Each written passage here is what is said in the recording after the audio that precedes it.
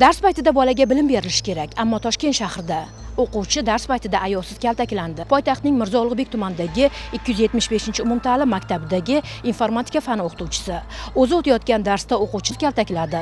Shundan keyin bola shifoxonaga yotqizilgan. Ijtimoiy tarmoqlarda esa uning harakatlari keskin muhokama qilinmoqda.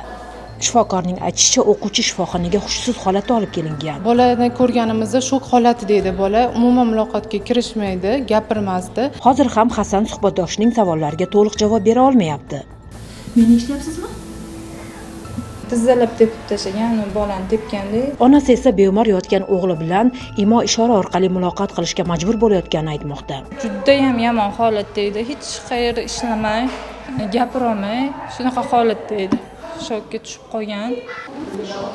Ma'lum bo'lishicha, Hasan va Husan egizak aka-uka. O'sha kuni sodir bo'lgan ko'ngilsiz voqeada o'qituvchi bir emas, 2 nafar o'quvchiga qo'l ko'targani, har ikkisi ham shifoxonada ekani aytilmoqda. Qarasam, bitta o'rtog'imni urib, uje ag'darib bo'lgan.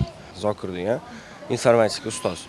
Keyin shunda bordim, o'sha o'rtog'imning yuziga qarab bo'lmaydi. Qonun hamma joyi yorilib, yirtilib ketgan. Shunda ko'tardimda, medsestraga pastga opishayotganimda menga qaradi-da, "San ham bexga" deb menga gapirdi.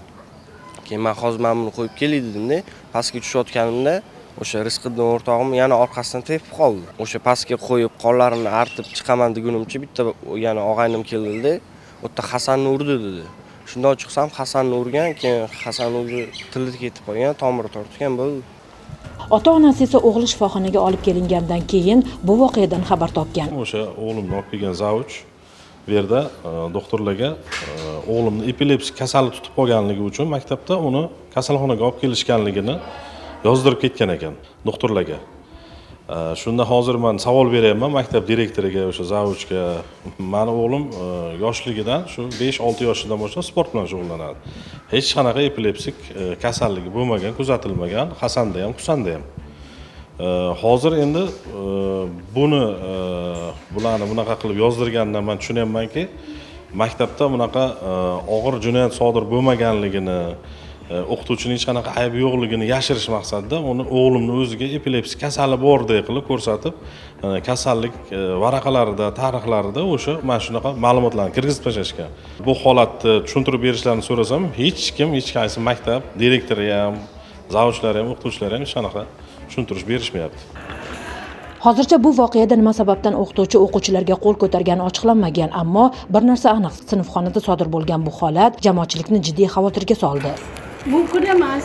Men xonada turaman. Menga gap degancha. Yo'q dedim, ko'p bo'ldi. Biz jurnalist sifatida hamma ma'lumotni ichki ishlar multimedia xizmatidan ham so'raganmiz. Aytib ular beradi. Ulardan olasizlar, bu yerda baribir hech narsa bermaydi. Bularni maktab direktori bilan gaplashsak bo'ladimi? Yo'q, chaqirgan ular. Men ikkita qarshi ikki qo'ldan chiqadi. Qarshi ikki qo'ldan chiqsa urish mumkin-a? Yo'q, gap urishda emas. Bolasini urish mumkin. Hamma emotsional holatga tushadi. Nima qilib ishlayapsiz hozir? Yo'q, siz meni itab chiqaryapsiz. Biz holat yuzasidan intervyular olish uchun 275-maktabga keldik, ammo o'zini maktab psixologi deb tanishtirgan 2 xodim va ko'p yillik pedagog bizni maktab ichkarisiga kiritmadi. Ikkinchi eshik, kirish eshigi yopib qo'yilgan. Izoh berishni hech kim istamayapti. Bolaning ota-onasi voqeaga to'liq oydinlik kiritilishini talab qilmoqda. Ularning aytishicha, maktab ichidagi kuzatuv kameralariga muhrlangan video yozuvlarni ham ola olishmagan. Ichki ishlar boshqarmasi matbuot xizmati ma'lum qilishicha, hozirda mazkur holat yuzasidan surishtiruv ishlari olib borilmoqda. Mazkur holat yuzasidan Mirzo Ulug'bek tumani Ichki ishlar organlari faoliyatini muvofiqlashtirish boshqarmasi tergov bo'limi tomonidan O'zbekiston Respublikasi Jinoyat kodeksining 105-moddasiga asosan jinoyat ishi qo'zg'atilgan. Hozirda tergov harakatlari olib borilmoqda. Mo'tabar Nurmuhammedova, Husan Jumanazarov, Zohidjon Mamasoliyev, Toshkent.